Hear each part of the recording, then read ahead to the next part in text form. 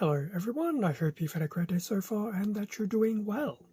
For this video we'll be continuing through our retrospective unbagging series for Imperium, and this particular issue of Imperium is issue 47, and Imperium is for the Warhammer 40,000 setting. Issue 47, at least for Australia, was pretty much released sometime in 2023. Could be around that midpoint of 2023. So it's obviously retrospective because it's well and truly out of print, and yeah, it's basically 3 years later, give or take. Anyway, straight into the issue. So front of issue 47 we have some imagery of a squad of arco-flagellants, which is very nice. Somewhat interesting given that the previous issue 46, did have an actual model included for an arco-flagellant. So in terms of this issue, we will get 2 paints, and then basic summary, Talons of the Emperor, so I suspect some piece of lore, faction rules for the Adepta Sororitas, and there will be some type of new battle, war zone, etc. In this issue, so we'll get info for the Sisters Repentia and the Arco-Flagellants. From lore perspective, Sisters of the Priory, Talons of the Emperor, Children of the Worm, and then War Zone Lavinia. Interesting. There'll be some Space Marine details in terms of the painting side of things before it goes into the play side with Shield of Faith and Zealots, which will be some Sisters specific items, data sheets for the Repentia and the Arco-Flagellants, and then Lead the Faithful. So, Sisters Repentia. Very interesting backstory with the Sisters. I'm not going to cover it because it's not the time and place. It's always interesting to see this unit. I do remember when they first released back in Metal. In fact, I think I have a squad as well. But there's obviously a bit of a summary of the war gear, their former power armor sockets, the equipment, the Penitent Eviscerator, obviously scarring from previous battles, etc., and a flurry of purity seals. So always very interesting to see that particular squad. Typical battle record as you can expect to see, and then there'll just be some areas to come up with some thematic info for the actual unit. The Arco-Flagellants, so information about them. Once again, we're not going to go into full detail about them. And likewise, they too also have a battle record. Having seen some different painting methods for these, I think the Arcos will be actually quite fun to paint when the time comes. So, Adepta Sororitas, Sisters of the Priory, so just some lore information about the actual Sisters of Battle.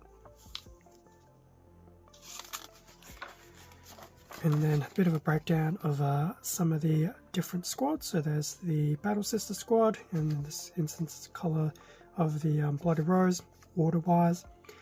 We have the Dominion squad and the colours of the Martyred Lady, similar to the Retributor squad. And then Angelic Warriors, the Seraphim and Zephyrim squad, still in the Martyred Lady colour scheme. They do look very cool. Now, Talons of the Emperor. What do we have here? This looks like it's the Adeptus Custodes. I remember a time when the Custodes didn't exist. Going back some time. So, a little bit of lore information there for the Custodes. And some of the war gear that they have. Children of the Worm. So based on some of those images, looks like it's Custodes, and could it be a Gene Stealer cult potentially? So it is a bit of a story page here, so just a back and front story page section. And then the last side is just obviously probably the delving into the next war zone, so it's Lavinia. So what do we have here? So we've got Beotan Guardians and the Harlequin, Hive Tyrant, Termagants, so of course the Tyranids are close by, with the Eldari as well. So there's a bit of a little image of the Is it the actual star system itself, maybe? Not too sure, without spending too much time reading. And then a bit more information here, which looks to be very Eldari themed. And it appears this little block even has a few references to Slaanesh, High Fleet Ouroboros. So yes, it's obviously nice little blurbs of story information and things like that. Anyway, how to paint Space Marine details. So this is basically now using the two paints that are included in this issue, Pink Horror and Wild Rider Red. So the Pink Horror has been basically used to go over for purity seals and sword grips, which is fair enough. And then the Wild Rider Red is pretty much loincloths and cloaks. So there's a bit of an update of the gallery there with the librarian and the captain, and then the assault intercessor, lieutenant, and the aggressor. Definitely not too bad looking with some of these extra colors. And then there's some little warning messages as well when going back to some of these older models.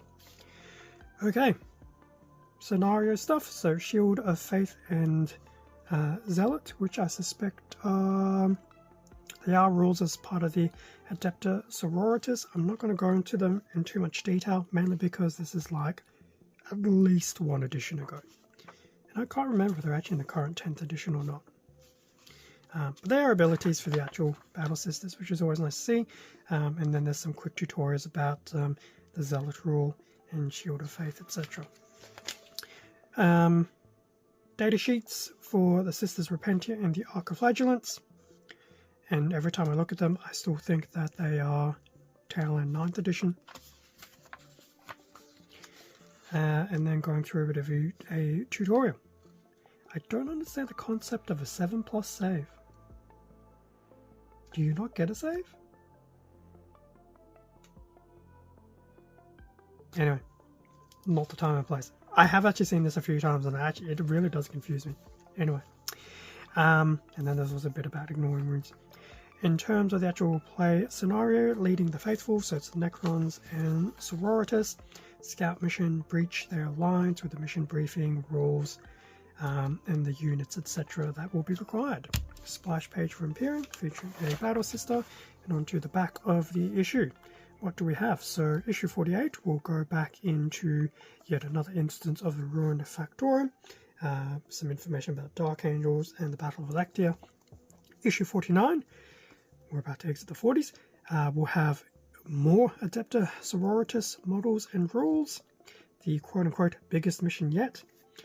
This will be interesting because looking at this, I don't know if all of this will be in the one issue. It actually looks like it will be, which is interesting because that looks to be 4 Battle Sisters, a Seraphim, 3 Repentia and the Sister Superior, and a Penitent engine.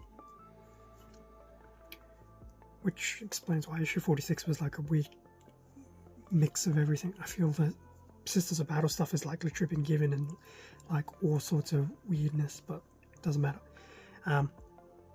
Which is kind of scary because I'm pretty sure the Made to Order from 2025 is exactly all of this consolidated. Anyway, that was issue 47 from a page through perspective. As for the 2 paints, so what do we have? So they're both layer paints, I believe. Indeed they are. So Wild Rider Red to the right, Pink Horror to the left. Pink Horror definitely sounds quite liquidy, and the Wild Rider Red is definitely still intact. So yeah, obviously with some vigorous shaking, these paints will definitely come back to life quite nicely, given that they have been sealed for 3 years.